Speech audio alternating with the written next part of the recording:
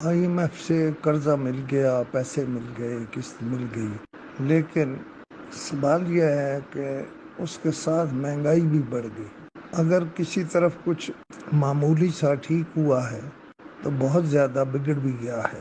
صارفین بجلی کے بلوں کے ساتھ ٹیکسز اور دوسری چیزیں بڑھنے پر سراپا احتجاج ہے۔ مجھے لگتا ہے کہ انتخابات وقت پر نہیں ہوں گے، کیونکہ اگر انہوں نے انتخابات لڑنے ہوتے تو یہ صورتحال پیدا نہ کرتے۔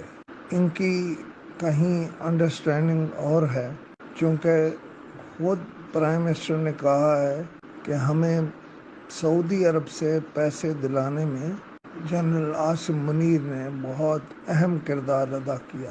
سوال یہ ہے کہ اس مہنگائی کے ساتھ اگر یہ الیکشن کرائیں گے تو انہیں کچھ نہیں ملے گا۔ پہلے ہی پیپلز پارٹی پاکستان مسلم لیگ سے تھوڑا فاصلہ پیدا کر چکی ہے اور وہ بار بار کہہ رہے ہیں کہ بلاول پرائم منسٹر ہوگا۔ اس پر کوئی مسلم لیگ کوئی زور دے کر نہیں کہہ رہی، لیکن مسلم لیگ کا پلان تو یہی ہے کہ محمد نواز شریف واپس آئیں اور وہ اس ملک کے پرائم منسٹر بنے۔ اب یہ ان کی آپس کی مخاصمت جو ہے وہ ایسی ہے کہ انہیں بالآخر ایک دوسرے کے خلاف بولنا پڑے گا۔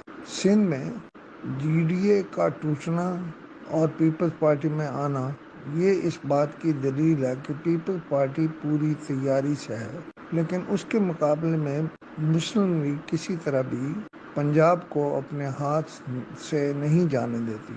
نواز شریف نے اپنی بیٹی محترمہ مریم نواز کو حق دیا ہے یا ڈیوٹی لگائی ہے کہ آپ مسلم لیگ کو ری آرگنائز کرو۔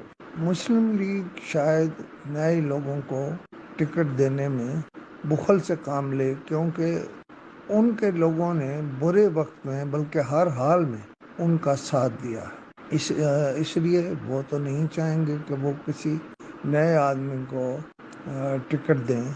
وہ تو بار بار کہہ رہے ہیں کہ ہم اپنے لوگوں کو ہی ٹکٹ دیں گے، اپنے لوگوں کو ہی میدان میں چھوڑیں گے، اپنے لوگوں کو ہی آزمائیں گے۔ لہٰذا یہ طے ہے کہ وہ اپنے لوگوں کو اہمیت دیں گے بجائے اس کے کہ کسی دوسرے کو۔ ہو سکتا ہے کسی 2 4 6 10 حلقوں میں ایسا ہو، لیکن ایک اطلاع یہ بھی ہے کہ 13 اگست کو اسمبلیاں توڑ دی جائیں گی اور نگران حکومت آ جائے گی۔ نگران حکومت بہت سے نام ہیں، ہمارے دوستوں ہی کے نام ہیں، لیکن مجھے لگتا ہے کہ اسٹیبلشمنٹ نے پنجاب کے چیف منسٹر محسن نقوی کو نگران حکومت دے کر آزمایا ہے، اور اب اسلام آباد کے سیاسی حلقوں میں بحث یہ چل رہی ہے کہ محسن نقوی صاحب کو، کیونکہ ان کے کوئی سیاسی عزائم نہیں،